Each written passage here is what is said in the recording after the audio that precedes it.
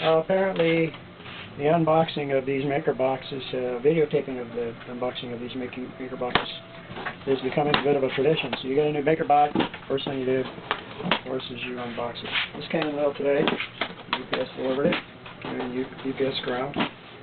And so, we're unboxing this for the very first time. Normally, I think I don't cut these across this. Okay.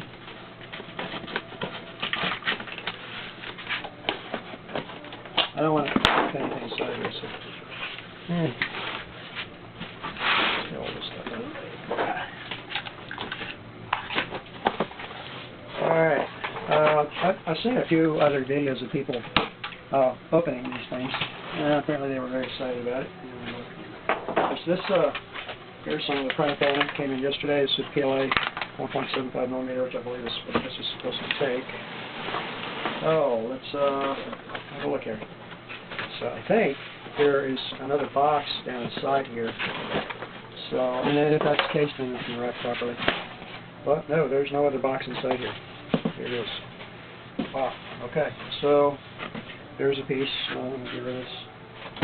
I had to find a place to put this stuff. This apparently is the maker surface. Okay, so this comes, it's like mostly assembled. Wow, okay. I hope that doesn't come off.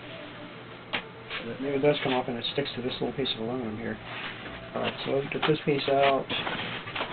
And it looks like, wow, this is really cool. Alright. So let's. Alright, it feels a little bit oily, so that's for now.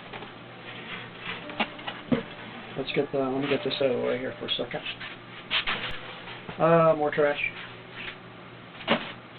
Oh, well, a few bits of PLA in here. Looks like these have been, wow, rollers.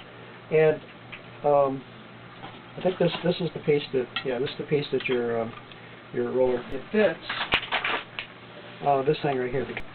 Alright, this is the stand-up part that I've seen. Of course, this is the part that stands up, sits on top of the other piece. Looks like there's some more stuff down in here. Alright, here's the controller. And there's supposed to be a card that comes with this. Now, there's more stuff. Alright. So there's a dinosaur. It was 40 years old when I bought it 40 years ago. Alright, so here are a lot of little cables. This is a USB cable. The little tube, I think that's the feeder tube for the filament. Some zip ties. There were shortest zip ties around the house. Some screws. And that power cord. Like I don't have any tape measures around the house. Cheap screwdriver. I'll probably toss that because I've got screwdrivers. And, hey, nice, wire cutters. Wire snippers. Yeah.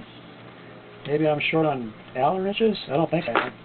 And then there's this little, okay, so this apparently is the SD card that has a lot of the information on it. So, alright, and this, from watching some of the other videos, is the way that you get your stuff off there. Okay, so let's put all that stuff away and set it aside.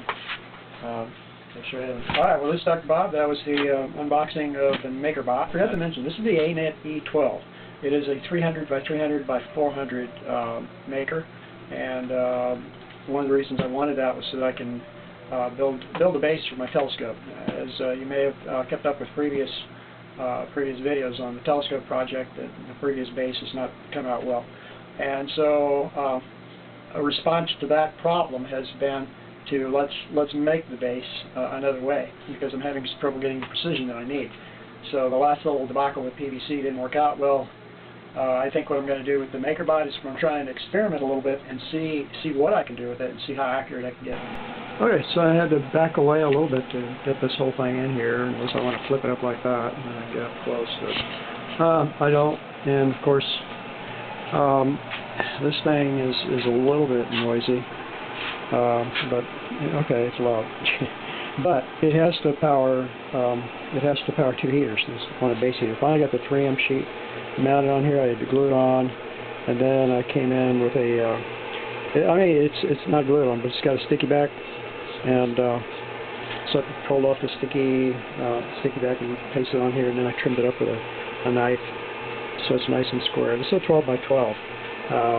So 300 by 300 by 400, so 12 by 12 by, it's at 16, I guess. So the first thing they tell you is to balance it, and so okay, I'll balance it, or level the plate. What they don't tell you is that they leave these little Z axes loose.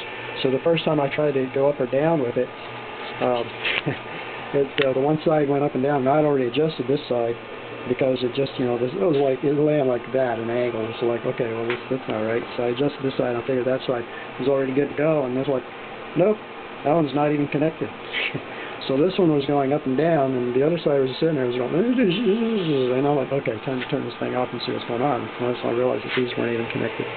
So this has to be snug down. This has to, I have to check those to make sure. But so far, you know, you can see that I got it up there. Let me go back to a Z-axis.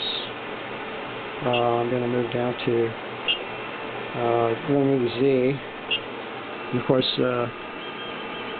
in here.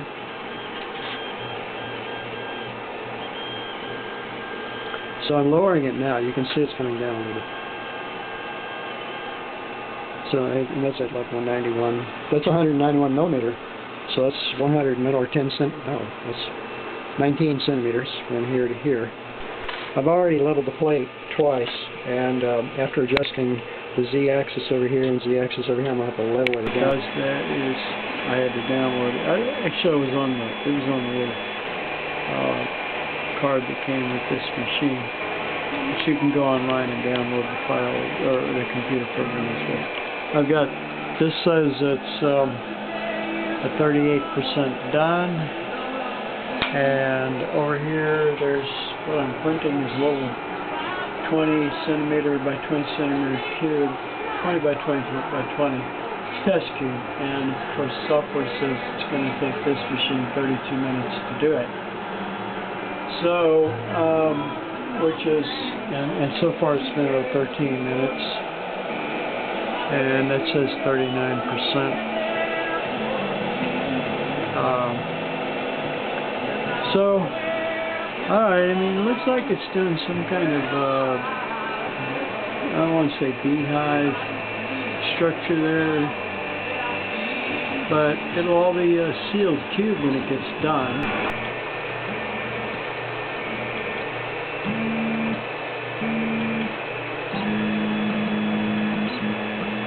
Alright, so this is right now, it's doing the honeycomb part, and then it's going around the edges and painting those as well.